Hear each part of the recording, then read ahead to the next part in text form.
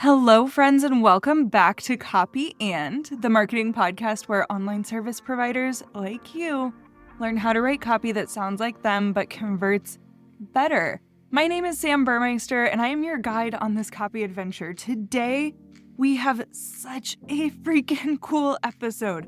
I reached out to 3 people who I know, love, and trust, who are quite good at what they do. They are designers and fractional CMOs in the online space, and I asked them a very specific question. I said, what do you wish that your audience knew about copy before they came to you? So we've got these 3 separate conversations happening here today. I've compiled them into one episode, and I am so excited to share it with you.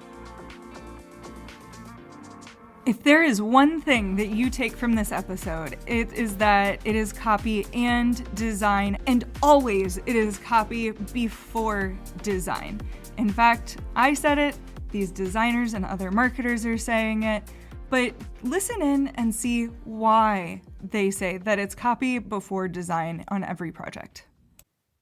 First up, you're going to hear from Emily Reagan. Emily is the owner of the Unicorn Digital Marketing Assistant School, as well as hireaunicorn.com. What she does is so fascinating. She helps turn VAs into highly paid marketing assistants and pairs them with business owners who need the unique skills that her clients provide. So she has been in the industry in PR for a couple of decades and has been teaching VAs how to become highly paid marketing assistants for the last decade. Let's hear what Emily has to say. Emily Reagan. I'm a freelance marketer, fractional CMO. I've been doing the marketing work behind the scenes for over 15 years. And some of that work has been sales page and landing page design. My clients have supplied the copy and I've gone in and designed the page or made the changes to meet their new branding or whatever that looks like. I've had my hands in lots of projects. I've seen a lot of great copy and I've seen a lot of bad copy, and same with design. And I think I've seen way too many clients that think that a pretty page is going to equal high conversions, but pretty doesn't mean persuasive, right? Design creates flow, trust, but without clear messaging, the most beautiful pages just fall flat and also can just look like the next person. I mean, I'm seeing a lot of people copy design too. So design, I like to think of design as the wrapper, but the copy, the message inside is what gets people to buy. I love this analogy that design is the wrapper, but the copy, the messaging inside is what gets people to buy. And I couldn't agree more. But of course, that comes from a biased standpoint of me being a copywriter. So next up, let's hear from Morgan. Morgan is the creative director, branding strategist, and founder behind Specht & Co. And what you need to know about Morgan is that she has also over a decade of experience in design as well as a degree in it. So let's hear what her answer to the question was. I'm Morgan. I'm a brand strategist and designer, and I have been helping service providers show up with more confidence and book more clients through personalized and strategic branding and website design since 2016. Since then, I've worked with over 100 small business owners to help them grow their businesses through design and strategy that actually move them towards their goals. So the problem and the thing that I see happen all the time, especially when people are kind of DIYing their design or they're really excited to hire a designer, is that they don't think about why we're doing any of this. So what is the goal? What are we trying to sell? What's the end game? What action do we want people to move towards? You know, this is obviously brilliant. And Morgan and I were having a conversation recently where I said somebody had come to me and reached out and they had just had their website designed and they were looking to have copy done. And Morgan said, at what point does somebody not look at their entire website, whether this be their strategist, their designer, or the business owner themselves, and say, does anybody know what the heck is going on here? Does anybody understand what it is that I do? And it's a great point. And so, of course, you're listening to Copy and it is copy and design. And we always want to go into any project that we're writing for, designing for, or creating, asking the question exactly what Morgan said. What is the goal? Next up, we're going to hear from Shannon Pruitt, another incredible designer that I've worked with many, many times. And Shannon and Morgan have similar backgrounds in that they're both designers, they're both well-trained in this, and they have seen hundreds of websites between them. So let's see what Shannon had to say.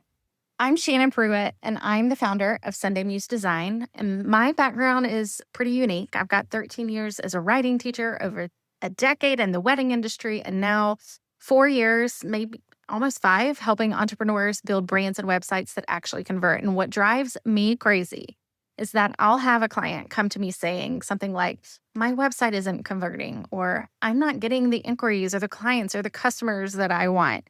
Can you make it prettier? And I'm like, yeah, but hold up. I just spent 5 minutes on your homepage and I still don't understand what you actually do.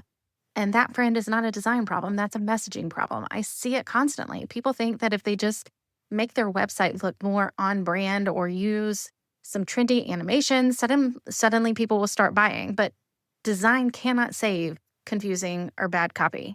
If someone lands on your website, your landing page, your homepage, whatever it is, and has to work to figure out what you're offering, they're not going to stick around long enough to care how it looks. These are all excellent points, and I couldn't agree more. As Emily said, pretty does not equal persuasive when it comes to creating your website or any of your designed pieces of marketing. Morgan said that these things have to be goal-oriented beyond just how they look.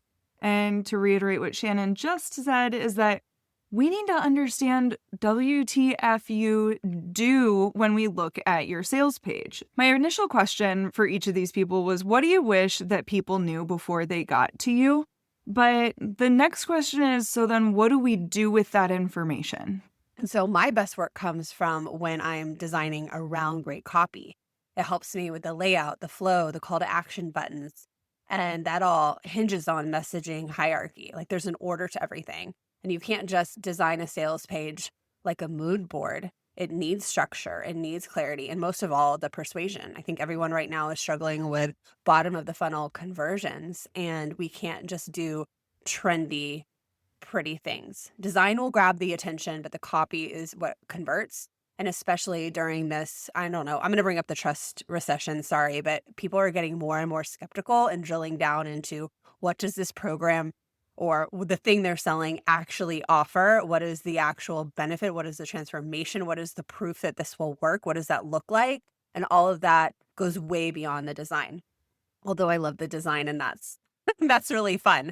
But yeah, it helps me do my job more effectively with good copy. I just want to reiterate that design does matter, but in this online business space right now, we're overusing trendy fonts and styles and even color palettes, and layouts can really make somebody stand out, but they can also lead to decision fatigue, and they can make everyone look like exactly the same, especially in sales funnels.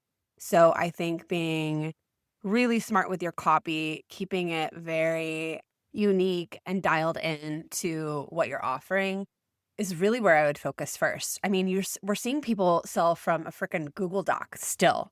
I mean, that's an old trick, but it still works because copy comes first. I'm obsessed with starting with strategy first because my job isn't to put a bow on existing words. It's to create a visual system, this whole system infrastructure that makes your value impossible to miss. So when your messaging and your copy is sharp and your design supports all of that, people can actually make decisions quickly, and quick decisions means more sales. So what I wish people understood is that design and copy, they're not competing for attention here. They are working together to guide someone towards saying yes. And great copy tells me exactly how to design the page. Strategic design makes sure that great copy actually gets read. They go hand in hand together. The confusing page is just an expensive business card, no matter how good it looks. And we're not here to just win design awards. We're here to help you make money. Having good copy is going to drive the design. I wish that more people understood that no matter how pretty your sales page is, if you're making words that suck look nice, the words still suck and they're still not going to work. And vice versa. If you have a really ugly sales page and your copy's great, people are probably not going to read the words anyway. So the two really do need to work together to accomplish a goal versus people who jump the gun and are really excited to make a gorgeous website or a sales page and don't focus enough on the messaging and the goals behind the sales page and what words are going to get people to take action. So for clients, my favorite way to do this is to just encourage them to hire a copywriter first. I am always thrilled when someone asks me, will you work hand in hand with my copywriter to help create my sales page? The answer to that is always a 10 out of 10. Heck yes. So in conclusion, it's copy and design, not copy or design.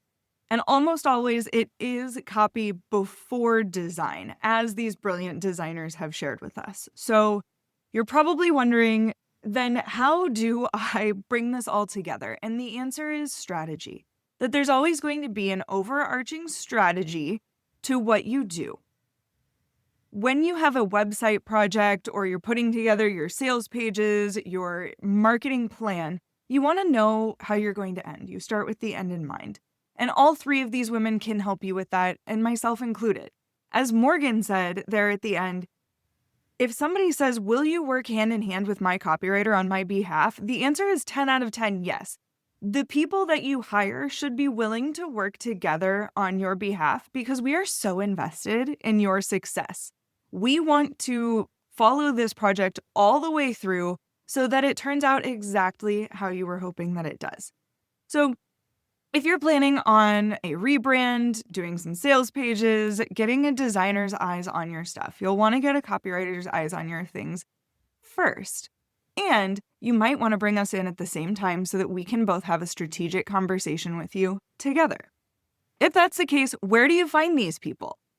As a reminder, Emily is at emilyreaganpr.com. You can also go to hireaunicorn.com, depending on if you're looking to work with her or with one of her marketing assistants. They are all incredible. You can also find Shannon at sundaymusedesign.com, and she will have a strategic conversation with you to kick off your website or rebrand project. She creates brands and websites that work as hard as you do. You can find Shannon, as I said, at Sunday Muse Design. She's also very active on Instagram and Threads at Sunday Muse Design as well.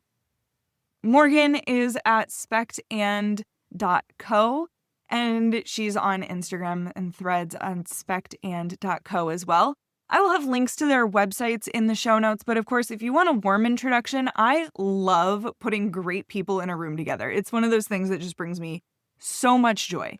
So if you reach out to me at nomad.copy on Instagram or at Samantha at nomadcopyagency.com, I will be happy to foster that introduction.